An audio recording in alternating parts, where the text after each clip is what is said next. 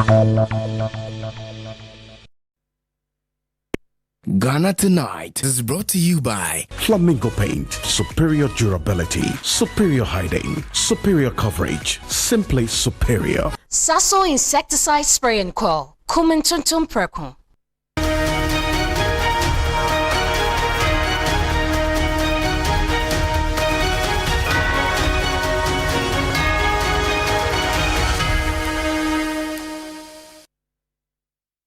It's midweek. Good evening. Welcome. This is Ghana Tonight. We're live from news about Desawe Kanda. Also live on TV3 Ghana on Facebook and on DSTV channel 279. We're all across the world on 3news.com. I'm out for the concert tonight. A raging debate over whether government should consider scrapping the 1 cedi levy on a litre of petrol or petroleum product in the wake of the rising global prices. We'll tell you what the current global situation is, how this call fits into the current state of affairs as we have it. We'll get a response from the Energy Ministry shortly tonight. Also, the Bank of Ghana's Monetary Policy Committee cuts the policy rate yet again with the aim of supporting economic growth while keeping inflationary pressures in check. Now, we're looking at all of this, taking into consideration what's happening globally as well, and questions have been asked as to how this would absorb the global inflationary risks that we're exposed to. Stay with us. On much later, on Ghana Tonight, Parliament passes Security Intelligence Agency's bill to modernize and streamline national security frameworks. We would have a conversation tonight on all these, plus more, here on Ghana Tonight. As always, an integral part of the conversation. Let's hear from you. The hashtag we're using is Ghana Tonight on Facebook and on X. Share your thoughts. Read it out to the rest of the world.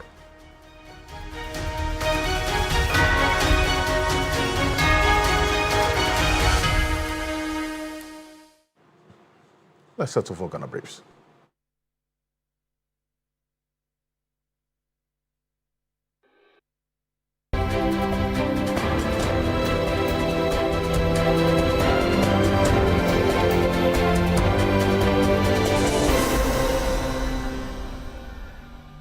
"60 health facilities shut down, over 100 sanctioned, and the agency behind it says this is only the beginning.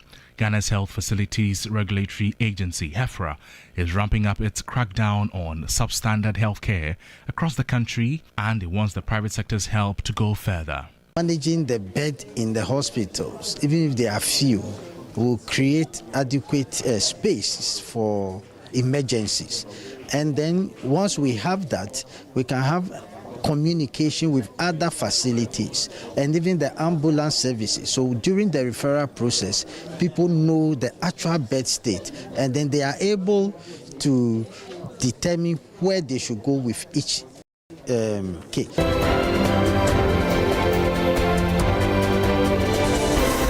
The Aircraft Accident and Incident Investigation and Prevention Bureau has appointed seasoned investigator Captain Paul Fojo retired as the lead investigator in the Sky Arrow microlight aircraft investigations. The Bureau further cautioned against social media commentaries questioning its capabilities. The social commentators, things that they do, they should please tone it down, reach out to us if they need anything, because we have all that it takes to do this. We are in charge, and we have what it takes to do that.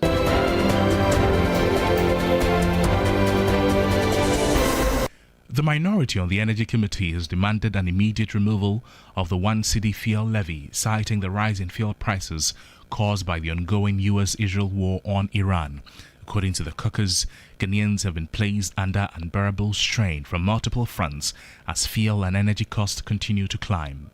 If the guarantee has been restored, and if the cedi is no longer shielding consumers from levies impacts, then the justification for the 1 Ghana cedi doomsday levy has completely evaporated. Keeping it is not policy, it is punishment. We call on government to immediately amend the Energy Sector Levies Amendment Act 2025 under a certificate of urgency to repeal the 1 Ghana cedi doomsday levy forthwith.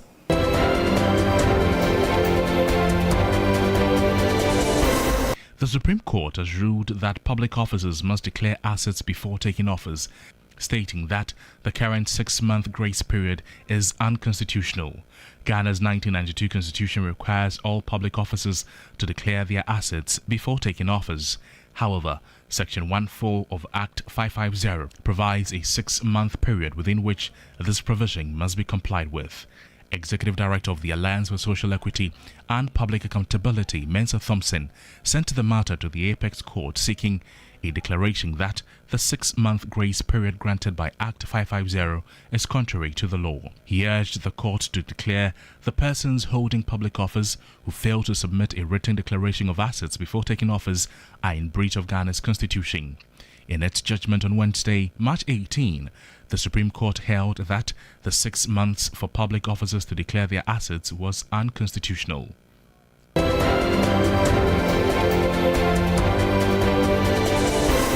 The Accra High Court has rejected an attempt by lawyers for former National Signals Bureau Director Kobna Idubuahin to tender the 2020 National Security Budget obtained from the website of the Finance Ministry after state prosecutors objected to same. Early on, the prosecution's second witness, the head of finance at the National Signals Bureau, admitted to the court that there were no findings or complaints from the national security about a missing 49.1 million cedis.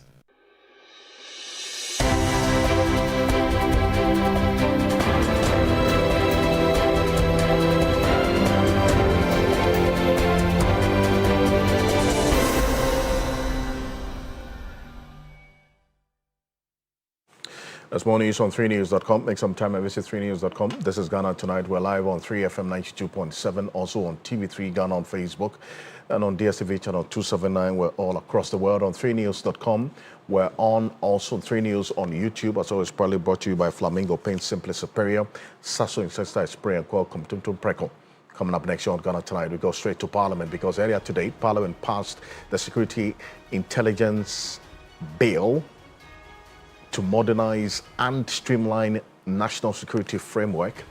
In fact, this is coming at a time when there's a lot happening within the security agencies, and then also the proposals to, as it were, improve the work and the operations of the various security agencies. You recall that there was a debate as to whether or not it was necessary to then change the name of our intelligence unit from the current National Intelligence Bureau to the previous Bureau of National Intelligence.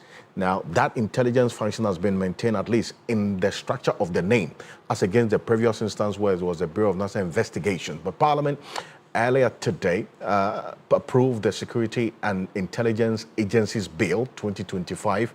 This law repeals the Security and Intelligence Agencies Act 2020, Act 1030 or Act 1030, and is designed to modernize Ghana's national security and intelligence architecture and align it with current governance structure and the policy as we're seeing. Parliament, if you recall, last month debated the necessity of the bill. Now, let's look back at this particular debate to put matters in context of what happened today. Take a look. We have a situation where when you say NIB, people are wondering whether you're talking about the banks or you're talking about the security agency. So, Mr. Speaker, one of the significant things that we are trying to do is to reintroduce the name BNI. But this time, even though the BNI of yesterday was Bureau of National Investigation, this BNI will still remain Bureau of National Intelligence. If you are not careful, you create conflict between a detailed ministerial role and the function of the National Security Coordinator, because he's supposed to coordinate all the activities within the space. So one of the things that we are trying to do is to keep this position as more or less of that of the president, and then he gets one of his ministers to play that oversight without the necessarily fine detailed designation of a minister for national security, so that as much as possible you try to avoid the conflict between the minister and the national security coordinator. They say it is their direction. So I'm asking, if in 4 years, and it will happen, you are no more in power, we were expecting the new government to also bring a new act to reflect their direction. Is that what we are saying? So you cannot say, Mr. Speaker, that the policy direction for which we are changing the bill is because you want the National Security Coordinator to coordinate the activities. It's already, that is what is being done. And so it will be dangerous for this nation to make that office an agency and say that Parliament shall audit its accounts just like what they are doing to others. I think it's a misplaced priority. If you do that, you will suffer. Take it from me. You will have difficulty because when you need your soldiers to move in 30 minutes to quell an instance, you won't have resources. If the president has a problem of appointing a minister, he should not appoint the minister as he has done. There's no need. The memorandum before us does not provide any empirical evidence to suggest that Act 1030 has failed. It appears that this bill is more founded on partisan political interest than a national security interest for good governance. What is being proposed? So much power is being given to the coordinator. It is not clear how his powers are going to be fettered. Mr. Speaker, my submission is that if you give such powers to the coordinator and you do not provide for a clear path of responsibility, accountability, and oversight, it becomes problematic to you yourself as a government. And when the rights of citizens are being abused, the man will come and tell you that in the name of national security, there will be the need for the minister to sit with us as a house, do further winnowing, and incorporate the major concerns raised by the minority on this floor. Up for the clients, when they finish, they say, the way my lawyer can. Did you see the way my lawyer was talking? The other lawyers in the courtroom know that he said nothing. I have listened to all that my friends on the other side have said, and I cannot hear anything. We indeed cut down the number of ministers. The decision to amend this. And among the ministries that we decided to guillotine was the Minister for National Security. The fundamental thing about this bill is to revise the existing legislation and take out the imposition of a Minister for National Security. What you did here is to force the hand of a president so that he must appoint a Minister for National Security. It was a wrong thing for us to have done as a parliament. And this historical wrong has to be corrected. And that's what we are doing today. We are correcting the wrongs of the NPP government. Well, as we do know now, this National Security Ministry does not exist, essentially. So what we have seen with one of the core aims and objectives of this new bill we have seen that has been passed today by Parliament is to correct, as you heard the Majority Leader Mama Yarga say, or revert to what was the case before the creation of the ministry in charge of national security. But this is the policy direction, as we do know it, and it is meant to provide this bill, as has been passed now. The policy direction is meant to provide for security architecture where the National Security Coordinator coordinates the activities of the security and intelligence agencies in the country. Also, that the National Security Council, which is chaired by the President, will work directly with the Office of the National Security Coordinator and the Director Generals of the various intelligence agencies, for that matter. And this one, we're looking at the National Intelligence Bureau as well in there. You hear Dominic Neto, the former Minister in charge of Defense, talk about the auditing, because one of the functions in here is that the accounts of the National Security agencies will now be audited. Now, this brings to mind what is happening regarding the former National Security Bureau boss, Kwabena Duboahing, the financing or pre-financing of operations with his own money and so on. As to whether all of this would address some of these issues we are seeing now, it's one that we'll have to wait to see how things play out. But another area as well is the bill repealing the Security and Intelligence Act 2020, which has been effectively done. And the president is allowed to, based on the dictates of this bill, assign ministerial responsibility to the minister whom the president considers appropriate. And the National Intelligence Bureau, now, based on what has happened today, will be renamed, if the president gives accent to this particular bill has been passed, to Bureau of National Intelligence, to serve as internal intelligence agency, while research department will serve as external intelligence agency. Let's bring you just a sneak preview of the debate that preceded the approval of this bill, that is the Securities and Intelligence Agencies Bill 2025, which has now been approved by Parliament earlier today. This is what happened earlier today. Take a look.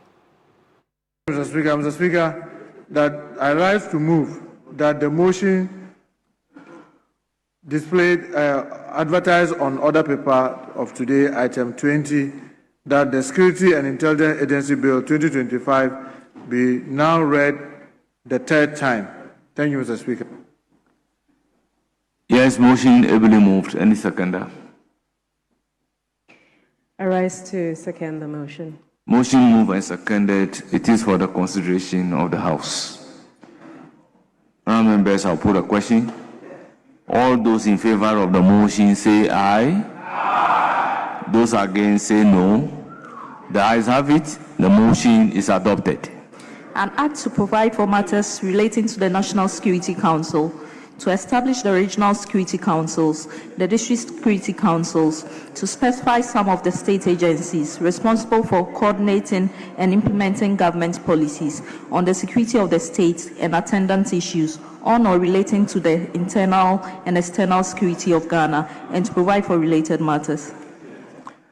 Honourable members, the Security and Intelligence Agencies Bill 2025 is duly read for the third time and passed. Well, so it's been passed now, and the coming days will see how swiftly and quickly the president will accent this into law. But here's what is going to happen. This one, the NIB now to be renamed BNI, but there's not the former BNI as we know it in the name structure. But I'm bringing in one person who served as an official of the previous Bureau of National Investigations, BNI. That's Richard Kumadoe. Mr. Kumadoe, good evening. Thank you for joining us here on Ghana Tonight. Thank you, Nene. The agency that you served in as an operative, the name would be reverted to the Bureau of National, as in BNI, but then the intelligence is different from what you served under, because now it's going to be known as Bureau of National Intelligence as against what you served under as Bureau of National Investigations. Now, based on your understanding of the security architecture and the objective of this particular policy going forward, how does this change in policy direction strike you from the just investigations for the BNI now broadly into intelligence matters? No, they've always created a misconception that there's so much difference between what a BNI does in terms of investigations and intelligence. And I've always been saying that the end product of every investigations and intelligence gathering, where they structured it in a manner that gives decision makers the ability to take a decision, either at the district level, the regional level, or at the national level.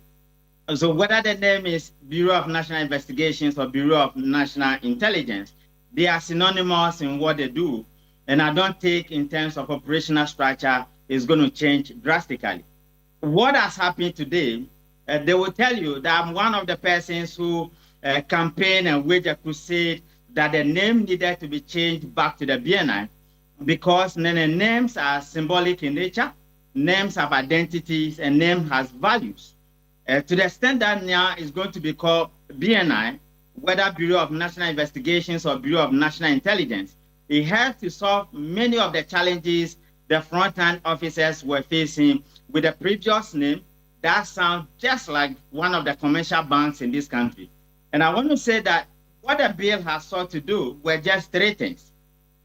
In terms of security governance, the bill has given credence to what the National Security Coordinator does under an NDC government, and the power of or the functions and the structures of the DISEC and the RESEC. What the bill has also sought to do, that in times when we have emergencies, it makes decision making very simple, that nobody can take the security coordinator to court and say, you do not have legal backing and your functions is not captured in law. That is all what the bill has sought to do. And I say kudos to the Director BNI or the Director General BNI and many of the intelligence officers who work on this bill. Then I can tell you that today is one of the happiest days in my life. And with those within the security intelligence, we welcome this news and we urge the president to sign, and we thank him for his cooperation within this period of time. Thank you. Just a quick one. In terms of its operational deployment structure and execution of its duties, what exactly from where you said is going to be different from what you served under this new BNI? I say new for the lack of better expression because it's not just going to be a BNI as we know it, the Bureau of National Investigation, but now under a new cloth of Bureau of National Intelligence. From what you do know, in terms of its operational execution, what's going to be different? Definitely, the dominance pattern is going to be slightly changed because the threat levels have changed, the dynamics have changed, the responsibilities have changed, and the functional abilities have also changed. Then you also have the organogram of the organization change, and the key role they play within the national security architecture has also changed. Having a bill that gives them that flexibility and that framework, it makes the life of the Director BNI very simple. It makes the functions of the regional and the district and operational teams in general very simple. It synchronizes what they do, and their particular relationship with the National Security Coordinator in terms of making sure that there's available intelligence for national decision makers to take a decision in the interest of the state or in meeting national security priority interests is key. And that is one of the things this particular bill with the operational powers is going to give them. That is one of the directions they are going to move to. And I trust the people who work within the Secret Service to do just that, as it is written in the bill.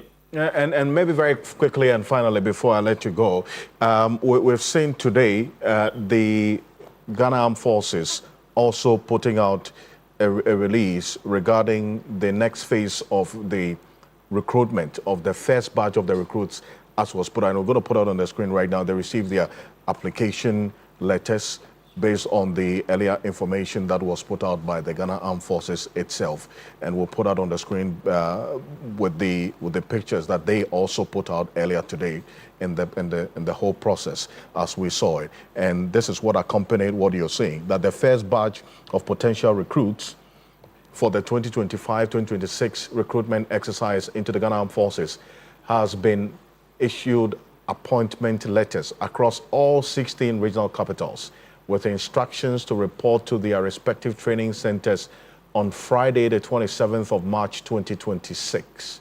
A total of 2,000 applicants were selected for this phase of the recruitment exercise after successfully progressing through the rigorous recruitment process, which commenced on Thursday, 6 November 2025. The candidates underwent a series of exercises, including documentation, body selection, aptitude test, medical screening, vetting, and other assessment stages designed to ensure that only qualified individuals are enlisted into the military. The decentralized distribution of the appointment letters, according to what we got from the Ghana Armed Forces, marks a significant shift in the Armed Forces recruitment approach. Unlike previous exercises where such processes were largely centralized, this new system allows prospective recruits to receive their letters within their respective regions, thereby reducing congestion, travel cost, and logistical challenges. The selected recruits are expected to report promptly to their assigned training centers on the stated date to begin the next phase of their military training. Authorities have advised candidates to adhere strictly to the reporting process. Mr. Kumadoe, I bring it in, and you see the changing dynamics in this recruitment process as we see, is it not? The decentralized process and what the military has just highlighted in this release. Definitely, Nene. What is the role of a Minister of Defense and Minister of Interior? There are three things. One is policy review, two is policy initiative, and number three, political representation. The decision to recruit is a policy one, but the how to do it is an operational function. And you are seeing it clearly with the efficiency and the effectiveness of what the military has done. If we allow the security agencies to do their job, what they have been doing for all these years, you will see the discipline, you will see the creativity, and you will see the effectiveness. And that is why I'm a little bit saddened when the Ghana Police Service, Immigration Service are not being allowed to do their job in terms of recruiting their own persons within the services. Let's benchmark the best practices from the BNI, from NACOP, and from the research department, and from the military. And even though these institutions are not under the Minister of Interior, they have the autonomy to recruit people, and they do not create public agency and putting the country on an edge. So therefore, even though the president has asked that the numbers should be increased, for the last time, and for let me say it again, when it comes to the police and immigration and fire and prison, they have the capacity to do recruitment, benchmarking some of the best practices, just like you have enumerated from the Ghana Armed Forces. And kudos to the Ghana Armed Forces. These are our soldiers. We love them for their disciplined environment and for the many things they have done. And I think others will follow suit in that regard, Nene. Mr. Kumadoe, thank you very much for joining us.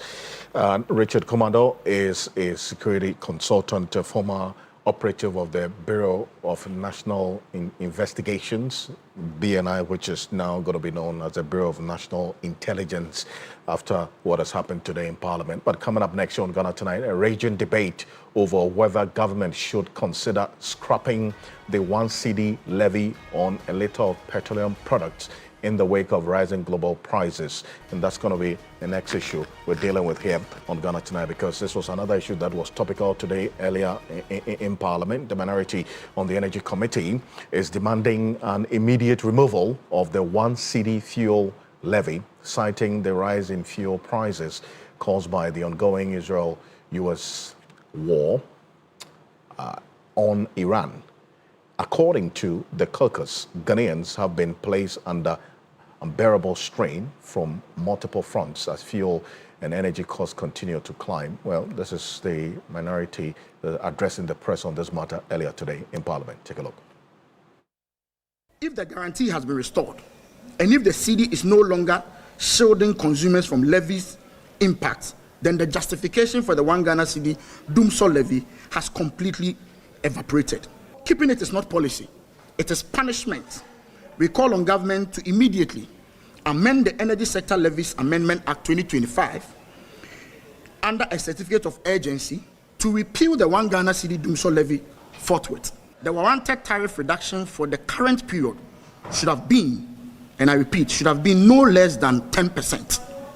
Our own analysis of the full year 2025 data concurs. We call on the PRC to urgently review its methodology using verified actual economic data to implement a corrective adjustment that delivers genuine relief, not less than 10% to consumers in Q3 of 2026.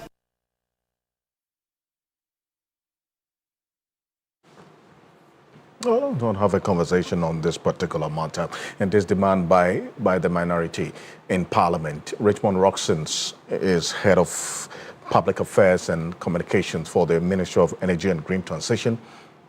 He's joining us on Zoom right now. Richard, good evening. Good evening, Alfred, and thank you for the opportunity. Great.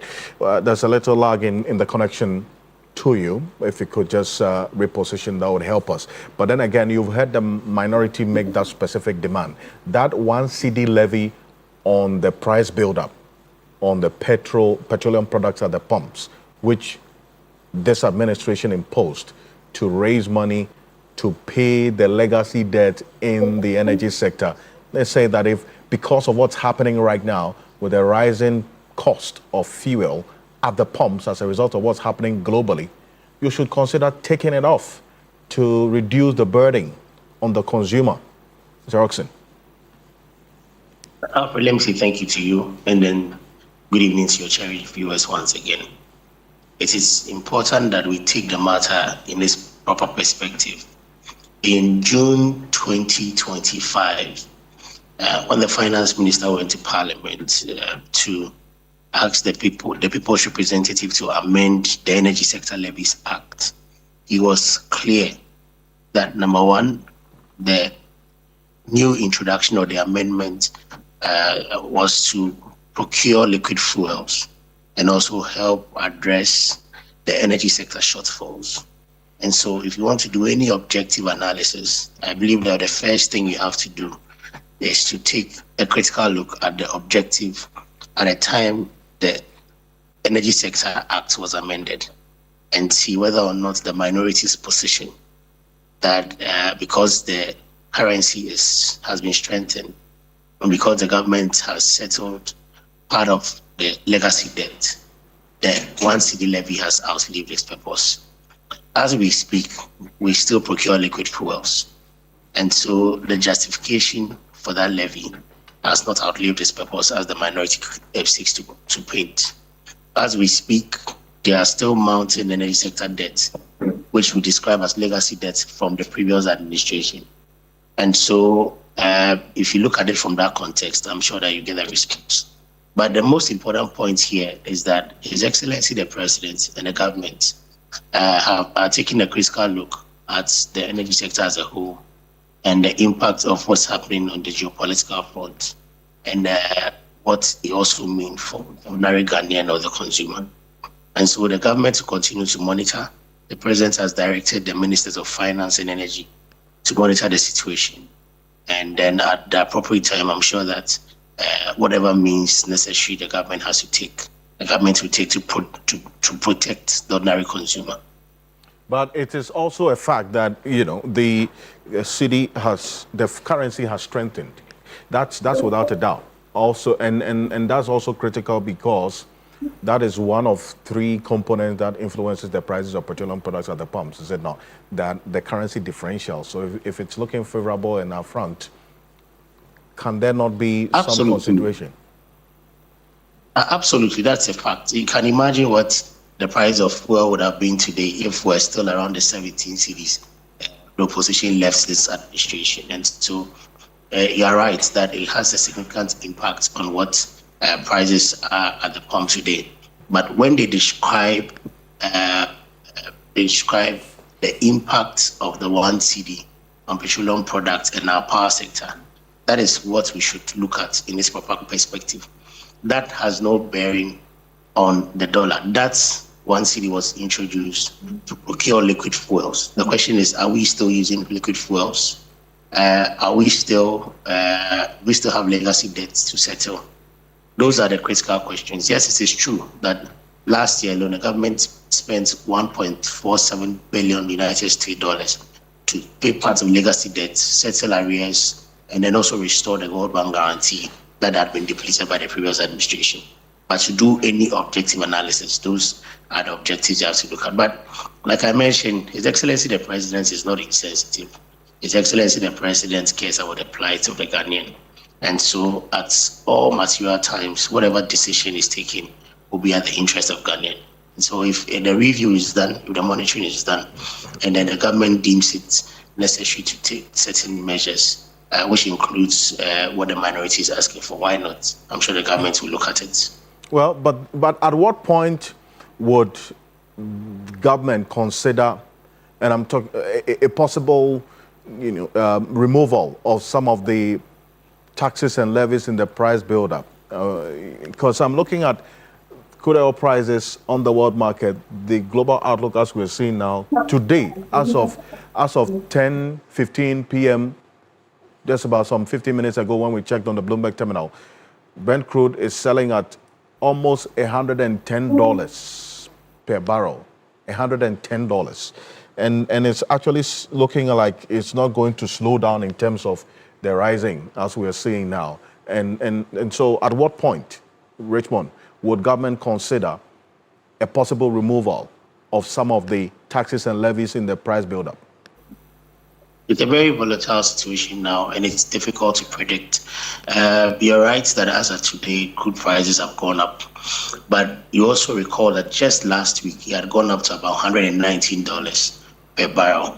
And within the twinkle of an eye, we had moved from that to about 87, within less than 48 hours. And so it is not straightforward. And that is why it's important that the government, as directed by His Excellency the President, will keep monitoring. And then at every material point in time, depending on the factors, decisions will be made which will protect the ordinary consumer.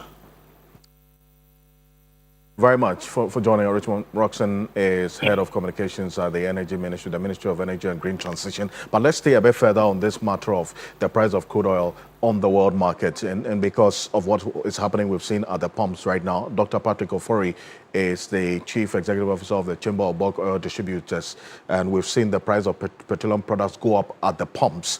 And this is, in fact, really as a result of what's happening on the world market right now. And the picture, as we're seeing now, is that the situation is volatile. It's not looking good, but it's going up. Just about in the last 2 hours, we've seen crude oil prices rise by over 6 percentage points to about almost $110 per barrel. Dr. Patrick Ofori, I mean, how high can this get in terms of the impact that what is happening on the world market would have on the price of petroleum products at the pumps? As we have seen, petrol and diesel go up by between 15 to 17% at the pumps, with the second pricing window as we are having it. Doc.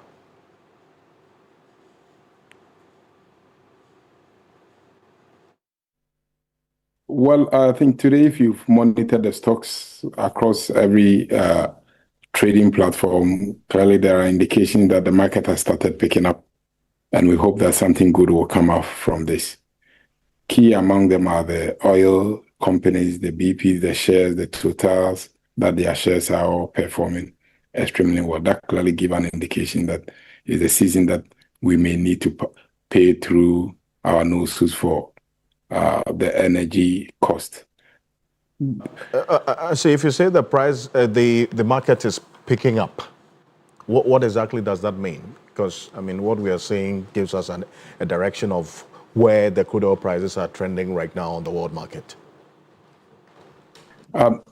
So when we say that, that people are moving more of their investment into the energy sector, and then also those who are investing in the arms or those who manufacture the airplanes and others, the war jets and those nuclear energy. The signals that we've picked indicate that there is a bit of uncertainty as to the rest of Europe backing, or the NATO allies backing Trump to continue with the war. That vessels could soon be moving from the Hormuz will happen. That has not happened. But the good aspect of what has happened is that the G7, but I don't think any of these nations will continue on that trajectory. If it goes beyond, let's say, 2-3 months war, then it means they are also going to struggle to even replenish those stocks. But we all need to play the wait and see and find out exactly what Donald Trump and Mr. Netanyahu plans are. And it's not only with them, how the Iranian new regime will also accept any element of ceasefire and conditions to be fulfilled to ensure that we can still have a chunk of our oil coming through from the Middle East or the Gulf regions. I see, but we have just about 20% of our oil imports coming from this Gulf region, which has been heavily hit by what's happening regarding the war between the U.S., Israel, and Iran, which has impacted on transport of vessels through the Strait of Hormuz. This is how the picture looks like, where we're getting our refined petroleum product imports from. What do you do? What do your members have been importing into this country? 20% of it directly from the Gulf suppliers, that's the UAE, Bahrain, Saudi Arabia, who have been impacted by this heavily. Okay, but then we have a heavy reliance on Europe Netherlands, Russia, Belgium. That's where we get this refined petroleum products, petrol, diesel coming in from. So can you explain to me why we're bearing the maximum impact of this external situation if we're just having a direct supply of our refined petroleum product imports, just 20% from this area where it's been affected by the conflict as we're seeing? You are experiencing that because the 20% of that demand, about 90 of that goes to China, that consume the world's the much needed energy required. Once they cannot access it, they move to other regions to demand, and then they create a lot of supply challenges in that region. So you realize that now diesel is that high up because we are still experiencing winter across the Western Hemisphere and Europe, that they all will require some form of heating that traditionally they would have used either LNG, liquefied natural gas, or other forms of gas, which currently, as we are speaking, they are not getting enough from Qatar. So because of that, they will change to alternative energy that their plants can easily use, and that is diesel. So with that demand for diesel across the mainland Europe, and then also the Chinese also directing their demand source to that region and other parts of the world, clearly that there is more demand chasing supply than expected. So it means you've taken about 20% of the total market out of it now, and still the demand remains the same. Not that people have cut down on what they demand. Doc, appreciate you for this and this clarity you bring to how that picture looks like. Thank you for joining us here on Ghana Tonight. Dr. Patrick Ofori is the Chief Executive Officer of the Chamber of Bulk Oil Distributors here, giving us some details of the global situation and its impact on the Ghanaian market. This is Ghana Tonight. We're going to go for this quick break. When we're back, we'll tell you about this region debate over the policy rate and matters arising. The Bank of Ghana has cut the policy rate further down with the aim of supporting economic growth while keeping inflationary pressure in check. We'll hear from the Association of Banks and a financial analyst. Stay with us.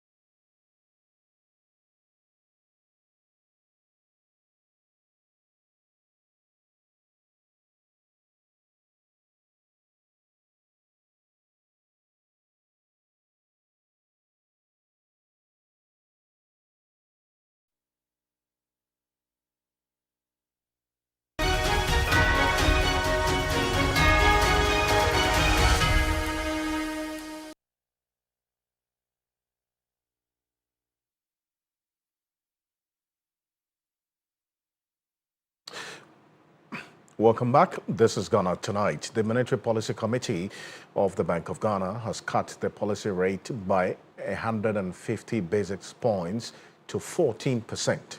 Now, the second consecutive time this year, as we have seen. Now, speaking at a press conference earlier today, the governor of the central bank, Dr. Johnson Esiama, said the decision was made to support economic growth while keeping inflationary pressures in check. He also added that the committee also considered the impact of the geopolitical tensions in the Middle East on Ghana's economy. Take a look. The good thing in all these is we've accumulated enough reserves, nearly 5.9 months of imports cover. That should allow us to protect the gains going forward. But we are monitoring the situation, and the MPC is ready to act if we need to reevaluate the situation once again. Despite these upside risks to the inflation profile, the favorable domestic macroeconomic conditions, and also the high prevailing real interest rates, these provide scope to ease the policy rate further. For one of the two, they may have to be given some little extension. But eventually, we do expect that before the half year, at most, all two banks will also be able to recapitalize, and then we can move forward. Joe Jackson is financial analyst joining us on Zoom. So Jackson, good evening. Thank you for joining us here on Ghana Tonight. Considering all the happenings globally, now, were you expecting a cut in the policy rate, 150 basis points, as we have seen today? Thank you. I was expecting a cut. Now, you see, there is those who are criticizing the cut are making a certain set of assumptions, right? The first assumption they are making is that rising inflation or expectations of rising inflation means that there should be no cuts. But that's not always true.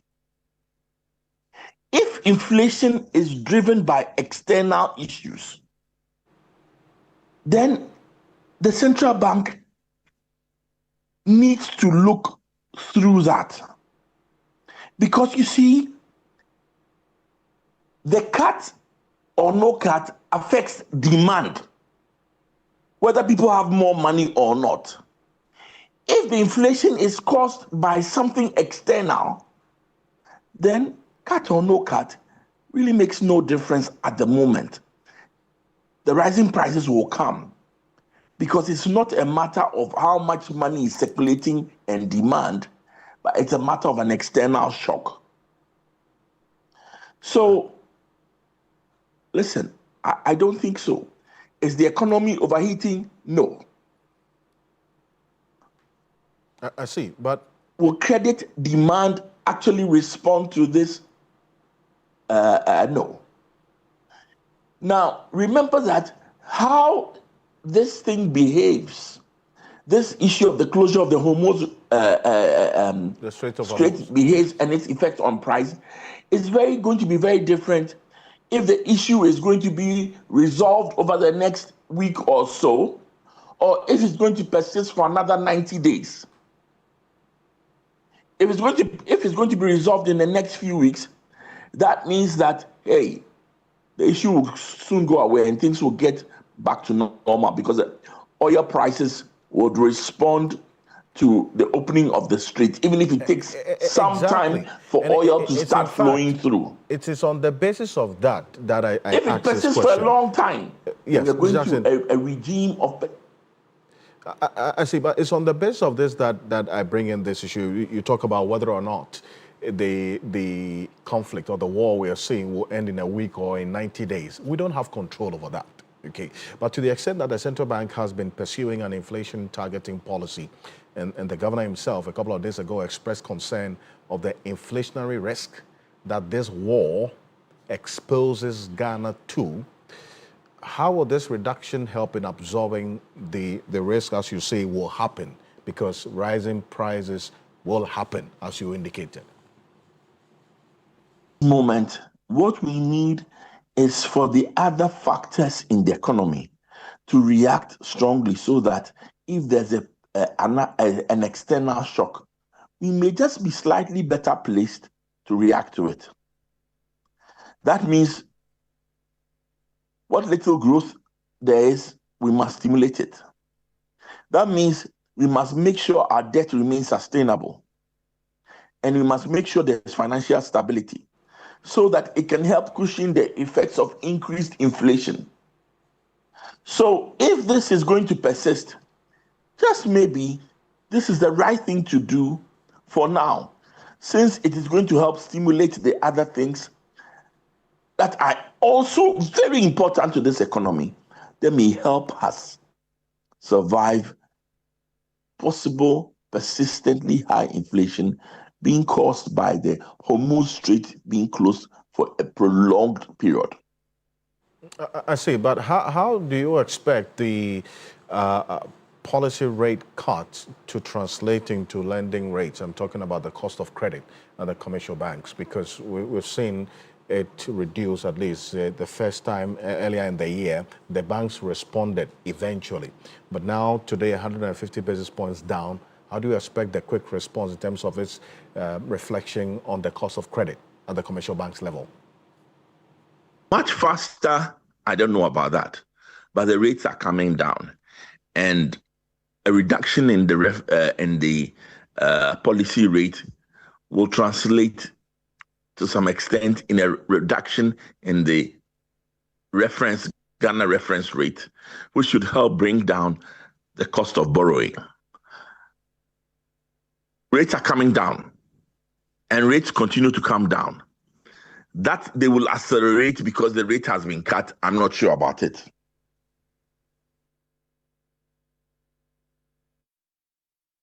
Jackson, appreciate you for this. Thank you so much for joining us. Joe Jackson is CEO of Daylex Finance's financial analyst there. And the Bank of Ghana itself put out this data as we're seeing on the screen, the global inflation outlook 2025 to 2027. It fits into what we are seeing now. Ghana is hovering around the region. In fact, we're less than 3.8% as we're speaking. We're actually within the regions of the 2027 projected outlook, but the inflationary risks that the U.S.-Israel-Iran war poses, the governor of the central bank is well aware of this, and he has already sounded that particular caution for us to look out for how this would impact on us. And there's a good reason for that. You know why? Because when the price of petroleum products goes up at the pumps, the trickle-down effect is felt across many aspects of the economy. So as we have seen petrol prices, diesel prices, LPG go up at the pumps, all things being equal, it would influence increase in prices in various aspects of the economy. So this inflationary risk that the central bank governor talks about is real, is apparent, is one that we'll have to look out for. But if you look at the outlook in selected sub-Saharan African countries, including Ghana, we are in a better place, but also how the rate of absorption will happen is what we're going to be looking at in the coming days, how it will be. And the central bank is also going to be one that will be knocking on the doors on to understand how the commercial banks especially should respond to this policy rate cut as we have seen.